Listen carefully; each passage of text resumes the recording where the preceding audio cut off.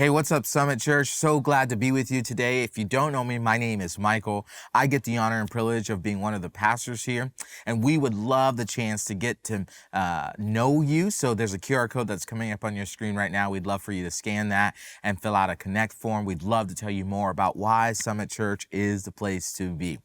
Well, if this is your first time with us or first time in a long time watching along, we've been in a series called For Everyone. Now, the premise of this series is very simple, is that we want to be a church for everyone, right?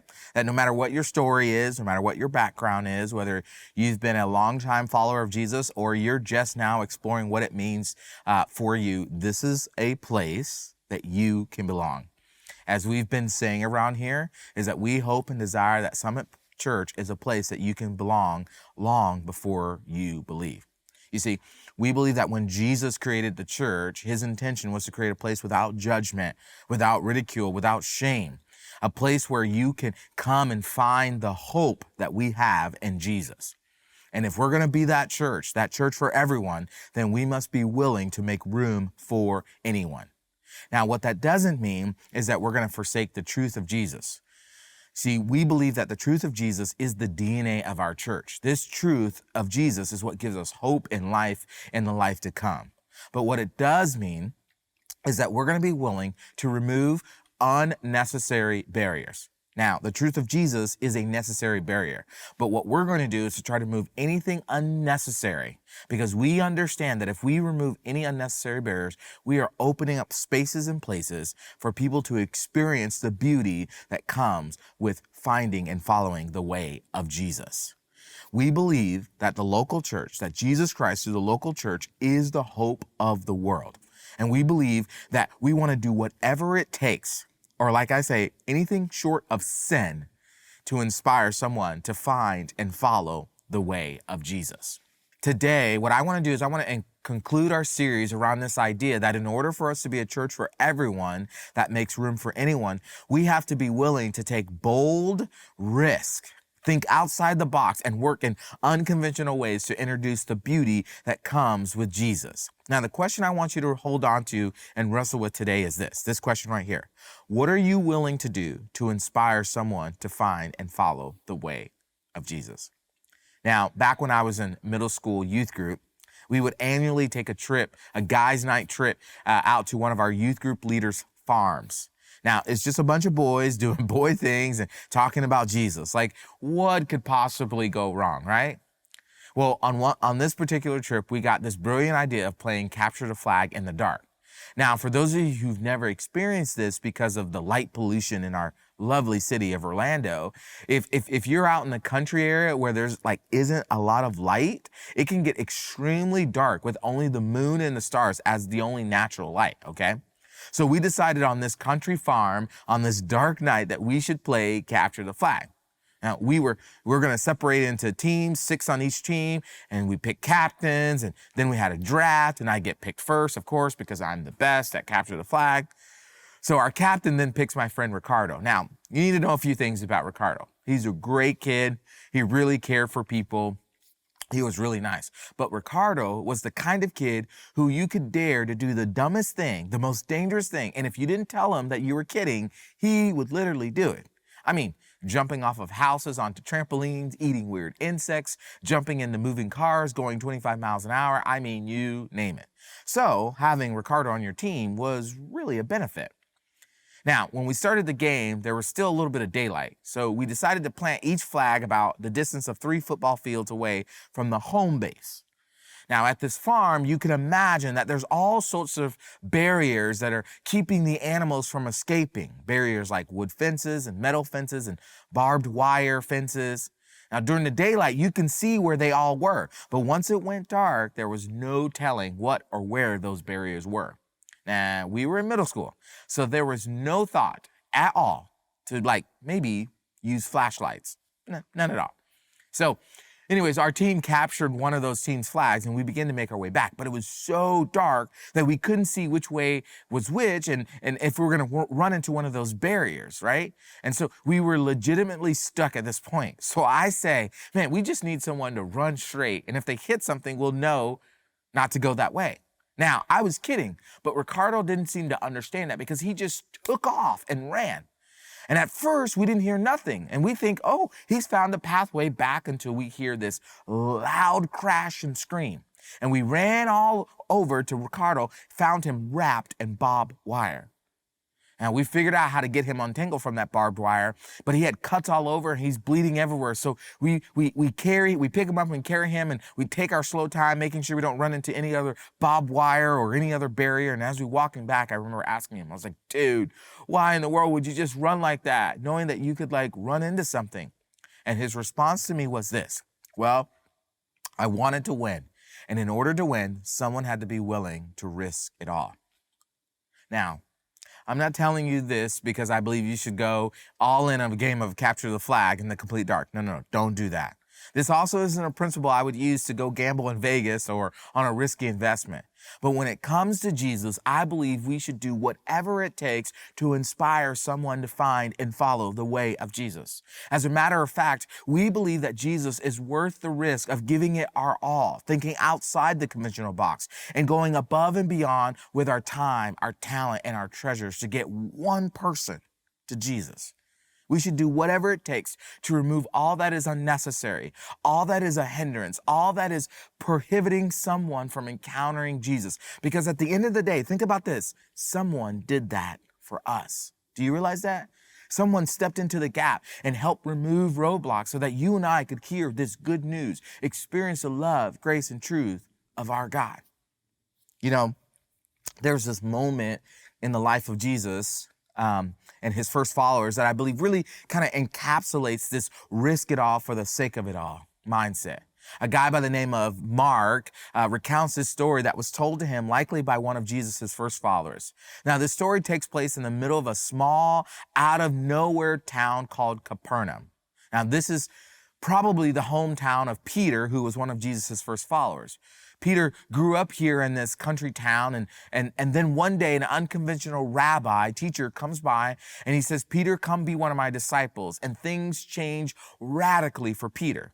So if you were to try to picture the scene of this middle of nowhere town, in my mind, there's probably some homes, there's a convenience store, there's maybe one or two stoplights, and there's definitely some pickup donkeys, okay? And the story starts with a bunch of people. They're gathered in someone's home. Now, there could be an argument made that it was Peter's home, but we're not sure. But they're in this home, and there are a lot of people there, okay? But most of these guests, they aren't made up of locals. Actually, most of these guests are from out of town, and they are the religious teachers.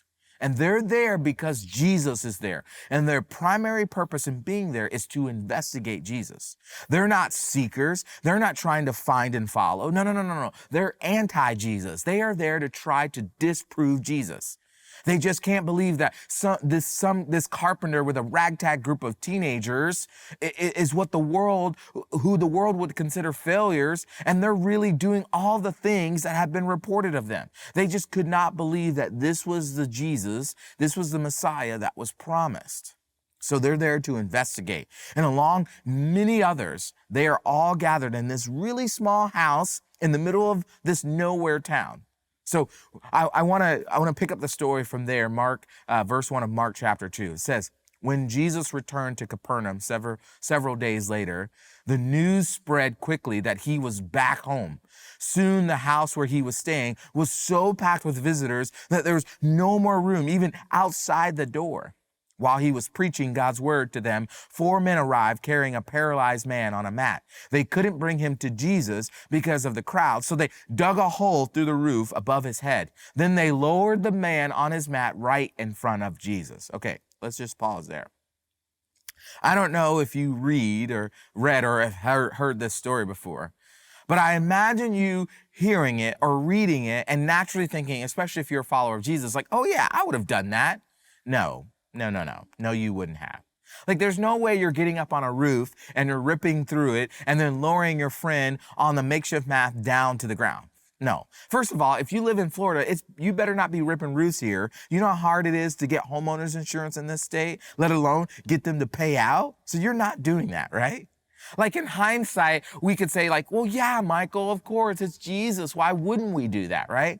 But that's the benefit of hindsight we have. Not them at the time. Like they weren't sure what would have happened. They had some faith though. They had heard the stories and they had seen some things right, but I don't think they were 100% sure Jesus would heal him. And yet, without hesitation, they make a bold, risk it all decision for the sake of it all. Like they're going to do whatever it takes to get their friend to Jesus. Now, the issue is there's a physical barrier in the way of this moment. I mean, just picture with me for a second. You're seated inside this crowded house, right? The who's is there. Jesus is there, the disciples are there, and Jesus is saying some things that are just blowing your mind. And in the middle of that, the roof starts to kind of like crack, and you have no idea, and this little hole just appears, and it gets bigger and bigger and bigger, and then this mat and this man is being lowered down in front of you. Like, what do you do? Like, what are you thinking? Now, Mark tells us that there were 4 friends bringing their paralyzed friend through that roof. Now, you may not know this, but being a paralytic in the first century was basically a death sentence. Like you were considered worthless and an abomination. People would say things like his or her family must have sinned against God for something like that to happen. Like, wow. Think about it. I mean, this was a time where there were no wheelchairs, there were no government assistance programs, and unless you had a crew of friends that you could depend on for literally everything, you didn't have much of a chance. I mean, unless you had this like ride or die group of people around you, you were out of luck. But this guy, he's got these 4 friends who are willing to risk it all. Now, here's something else to consider. You can easily make the assumption that they must have traveled from afar and weren't locals because no one in the house recognizes them or even tries to help. I mean, they're trying to get their friend inside to Jesus, but the crowd is spilling to the streets and the windows are closed and the doors are shut and there's no way in the house. And so someone says, you know what, man, you know what, let's get up on the roof. And somebody's like, well, what are we going to do up on the roof? And the guy's like, you know, we're going to tear a hole through the roof. Now, at this point of the story, I don't know about you, but I get the sense that these 4 friends are like Tampa Bay Buccaneer fans. I mean, it just seems like something Buccaneer fans would do. I mean, have you seen pictures of them with their faces and they're like, right? That just makes you think that they would like to tear somebody's roof open. And I'm just saying, like, look, I'm a Rams fan and I think Buccaneer fans are cool, but that's definitely something I think they'd be the first to pull this, right? I mean, these 4 friends, they're determined to find a way. They're not thinking about who they may anger. They're not thinking about the property damage they might cause. They're not concerned with interrupting this meeting for one person. All they're thinking about is how can they remove this barrier, this unnecessary barrier between their paralyzed friend and Jesus, right? Remember that question I posed to you early on? What are you willing to do to inspire someone to find and follow the way of Jesus? Well, can I tell you how we as a church will answer that in 2024 and beyond? Like, this is what we are convinced to do as a community of people who believe that Jesus is worth the risk. That this is what we're determined to do because we believe that through the love, grace, and truth of Jesus, the local church is the hope of the world. Here's how we're going to answer that question, and my hope is that you will answer this question in the same way. We are willing to wreck the roof. We're willing to wreck the roof. We're going to do whatever it takes to inspire even one person to find and follow the way of Jesus. And we're going to do whatever it takes. And it's going to cost us money. And it might be impractical. And we might have to do some improvising. And we might have to change tactics. And we might have to change plans. And it might make some people in the house a little bit uncomfortable. But that's okay because we are going to wreck the roof. It doesn't matter for who or whom, be it the single person, the lonely mother, the divorced father, the CEO, the struggling college student, the person struggling with their sexual orientation, the habitual liar, their fearful person, the person struggling with their gender identity, the 9-to-5 or the 6-figure salary, the white, the black, the Asian, the Latinx, the African, the first responder, the teacher, the McDonald's worker, the work in the home mom, the work outside the home mom, the grandparent, the married person. It doesn't matter. We are going to wreck the roof so that they can have a safe place to wrestle with the truth of Jesus. You see, Wrecking the roof means that we, as a church, and you, as an individual, we're going to be biased towards action. You and I understand that there's a sense of urgency in the assignment that we've been given, that Jesus will one day soon return and we do not have time to waste. Wrecking the roof means change and innovation, that we're willing to do whatever it takes, short of sin, to inspire someone to find and follow the way of Jesus.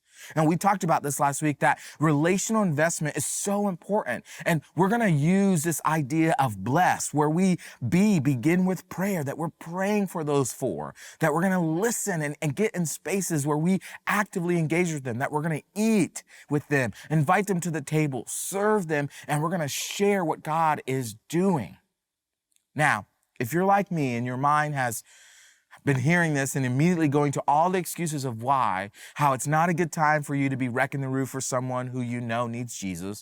Like, I can imagine just being the person in that room of the story as the roof is being broken over them. And I'm like, hey, it's not a good time. We're in the middle of something. Come back later when we're all done and we can see if we can squeeze you in with Jesus. Like, for me, it would be, my neighbor works a lot and I shouldn't bother him. My coworker has had church hurt, and I don't know if they'll ever step foot back in the church again. Or my friend doesn't know I'm a follower of Jesus, and so if I tell them, will they stop being my friend if I share them about my faith and invite them to church?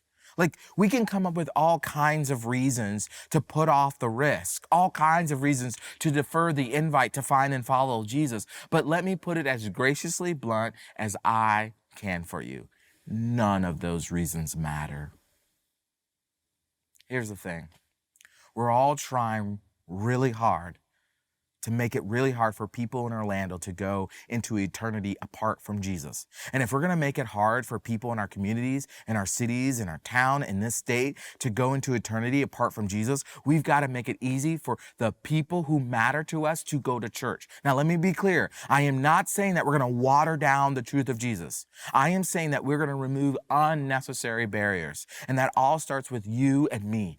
We ourselves can be barriers to someone having an encounter with Jesus. Our words, our actions, how we treat people matter.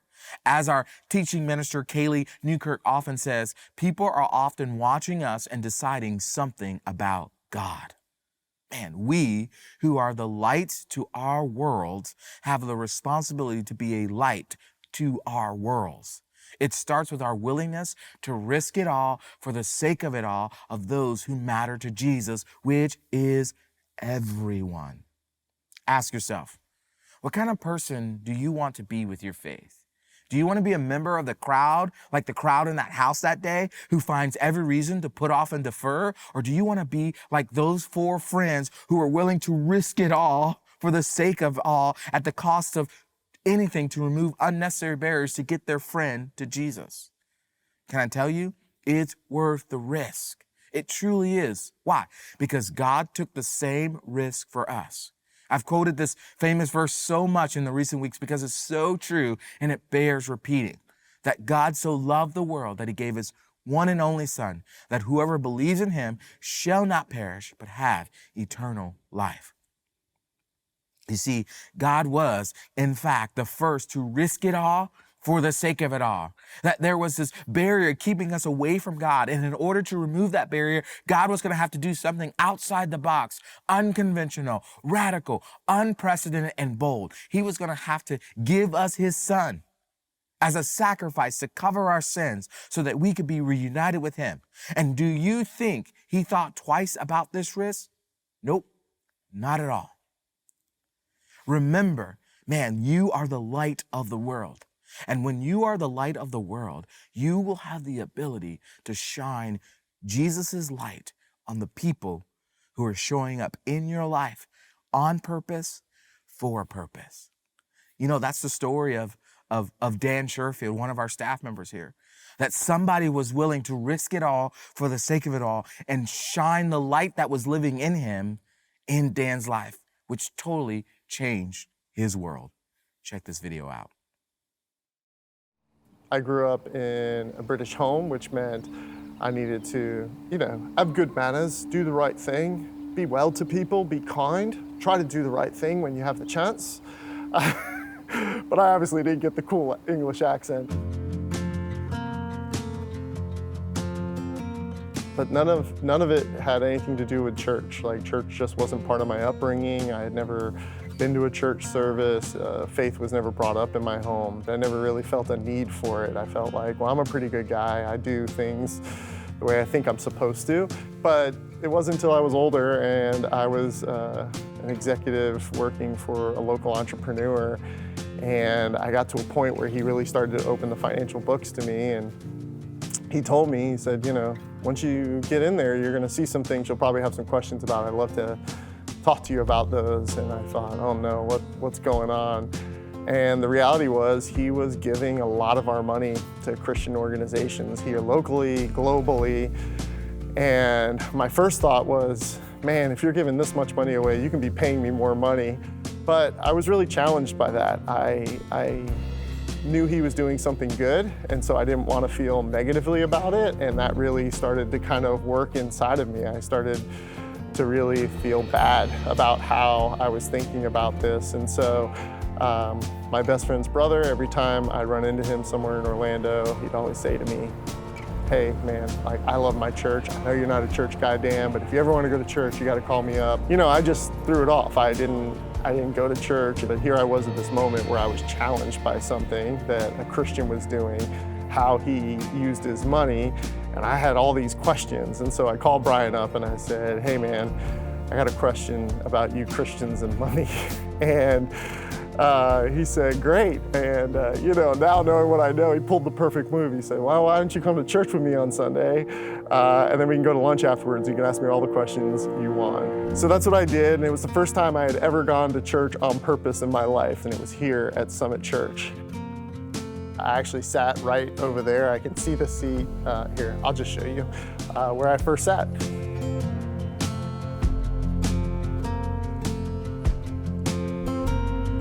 I remember sitting here and I didn't know what to expect, and they come on stage and they announce that this is the first week of a 4-week series on money. This morning I want to talk primarily to all the rich Christians who are here. And if you're not yet a Christian, I thought, oh, okay, that felt planned. And it was the first time I realized that Jesus was like this real person that walked on this earth, and they're bringing up maps and they're talking about the historical components around when Jesus walked the earth. And I thought, man, this isn't just a bunch of like made up stories in a book. Like, these are things that like really happened. And that just like blew my mind. That was really like, I think the first moment that I was like, wait, there's something to this that I had missed all this time. And it really started to create this like craving inside of me to want to know more. And I became that annoying person that just anybody who would let me, I just started asking questions and digging and digging and digging. And that's just kind of how things started to go. And ultimately, this group of men that were already in my life through different various places, guys that I ate chicken wings and drank beer with, right, were talking to me about Jesus. So as they started to see that I got curious and I had questions, they really started to lean in and come around me. And that began my first ever kind of connect group, as it would be. And it was just this collection of men who would start meeting with me every Wednesday morning. As we kept going, I realized like I didn't know everything, but I believed. I knew that this was something that I wanted to invest in, and that Jesus was who he said it was. And so even though I didn't have all the answers to the questions that I probably had, I felt like my next step was to be baptized. to those of you who are getting baptized today, let me just say right up front, thank you for being faithful, and thank you for being obedient. It matters, and we're grateful.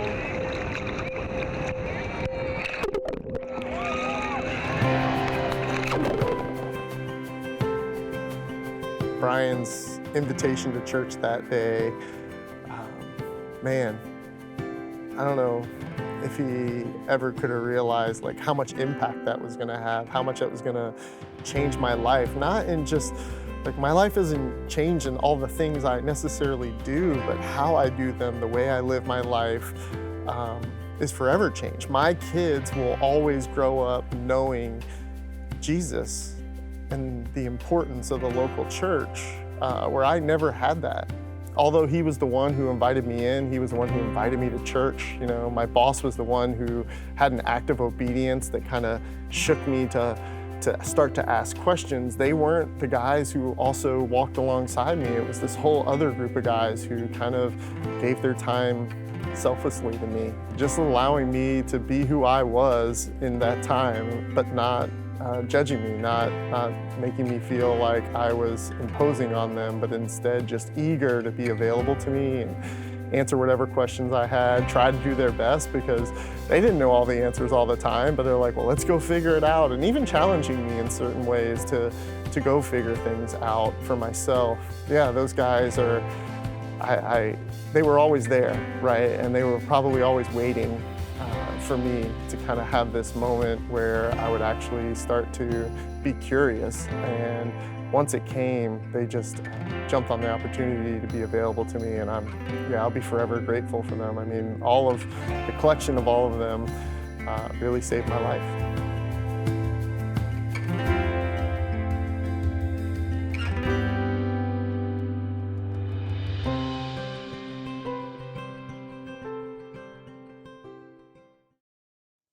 Dan's story is a reminder of our beautiful responsibility as Christians, that it is our job to help people, to inspire people to find and follow the way of Jesus. And if we are going to be a part of a faith space, then we have to engage in that work. If there's something in this sermon that stirred you or something you want to learn more about, we invite you to head to our website where we have a page dedicated for just that. And as always, thank you guys so much for joining us. We'll see you next week.